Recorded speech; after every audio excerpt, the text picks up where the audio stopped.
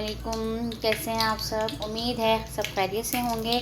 तो मैं आज आपके लिए मसालेदार भिंडी लेके आई हूँ।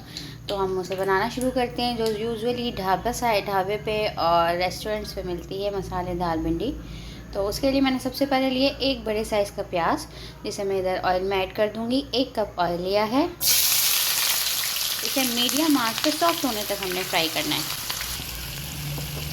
तो यहाँ देखें हमारा प्याज थोड़ा सॉफ्ट हो चुका है। इसे हमने ब्राउन नहीं करना, बस इस तरह हल्का सा ये सॉफ्ट हो, लाइट पिंक पिंक सा लग रहा हो।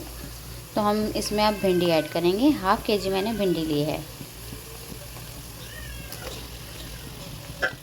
देखिए, अक्सर लोग मैंने देखा फ्राई करके नहीं भी बनाते हैं, और बहुत से लोग फ्राई करते हैं। फ्राई करके ना बनाने के पीछे यूजुअली जो लोग ज़्यादा तेल पसंद नहीं करते खानों में, वो यूजुअली फ्राई करके नहीं बनाते भिंडी को। लेकिन अगर आप फ्राई करके बनाएंगे तो ये लेस नहीं छोड़ती है। लेस नहीं छोड़ती और इसे संभालना ज़्यादा आसान हो जाता है हमारे लिए। वरना अगर भिंडी लेस छोड़ दें तो ये अजीब सी गल के ना अजीब सी चिपचिपी सी हो जाती है।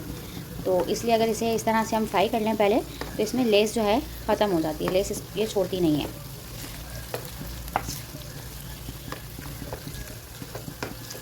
ऐसे ही मीडियम फ्लेम पर ही हम फ्राई करेंगे कि ये थोड़ी गल भी जाए और फ्राई हो जाए अच्छे से। देखिए, यहाँ इस स्टेज पे मैं अपना फ्लेम ऑफ कर दूँगी, क्योंकि ना हमने ज़्यादा प्याज जलाने हैं, ना ही भिंडी जलनी चाहिए हमारी, क्योंकि थोड़ी सी देर इसे हमें मसाले में भी दम देना है, बाकी ये उधर टेंडर हो जाएगी। तो अब यहाँ मैंने अपनी फ्लेम ऑफ कर दी है। जिस ऑयल में हमने भिंडी फ्राई की थी, वहाँ से हमने भिंडी निकाल ली है, और उसके अंदर मैं उसी ऑयल के अंदर मैं टमाटो पेस्ट ऐड करने लगी हूँ, ताकि भिंडी के लिए मसाला बना सकें। तो ये मैंने 2 मीडियम साइज़ टमाटो लिए थे, जिसकी पेस्ट बना ली है, और ये मैंने अब इसमें ऐड कर दी। अब इसके साथ ही हमने टमाटरों के गलने से और ऑयल सेपरेट होने से पहले हमने इसके अंदर लहसुन अदरक की पेस्ट ऐड करनी है, जो कि मैंने 2 टेबल स्पून लिए।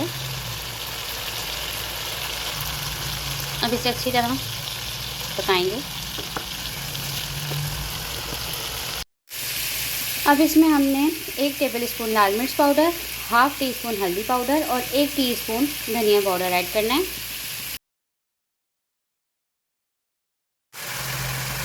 आप लोग सोच रहे होंगे कि अब तक मैंने इसमें नमक ऐड नहीं किया, तो आप लोगों से गुजारिश है कि वीडियो को एंड तक ज़रूर देखिएगा बिना स्किप किए। तो आपको नज़र आएगा इसमें कि किस स्टेज पर जाके मैंने इसमें नमक ऐड किया और उसके पीछे क्या ट्रिक थी। और इसके अलावा भी मैंने भिंडी से रिलेटेड 1 से 2 टिप्स और आगे शेयर करूँगी, जो आपके लिए बहुत यूज़फुल साबित होंगी।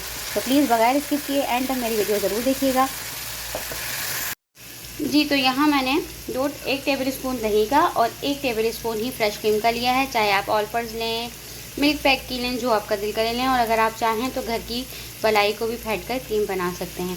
तो अब दोनों को मैंने अच्छी तरह मिक्स करके फेंट लिया है। अब उसे मैं इस मसाले में ऐड करूँगी।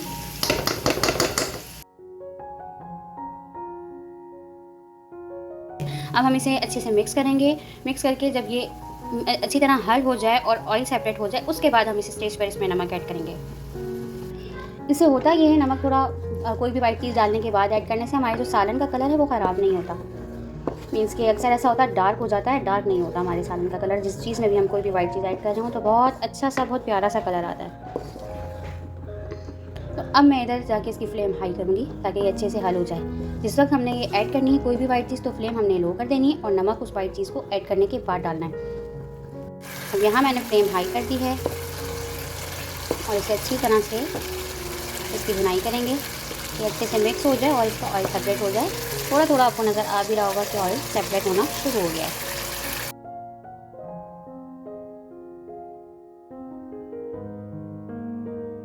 यहाँ ऑयल सेपरेट हो गया, तो हम इसमें हल्का जायका नमक ऐड करेंगे। हाफ़ टी स्पून के करीब हम इसमें नमक डालेंगे।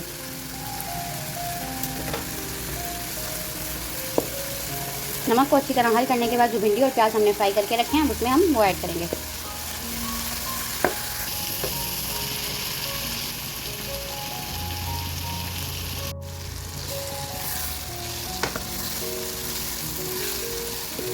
उसको अच्छी तरह मसाले और भिंडी को मिक्स करेंगे।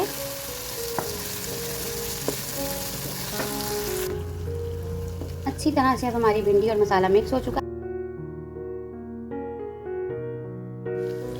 अब इसकी हम फ्लेम स्लो कर देंगे। अच्छे से हमारी भिंडी और मसाला मिक्स हो चुका है। फ्लेम स्लो करके 2 से 3 मिनट का हम इसे दम देंगे।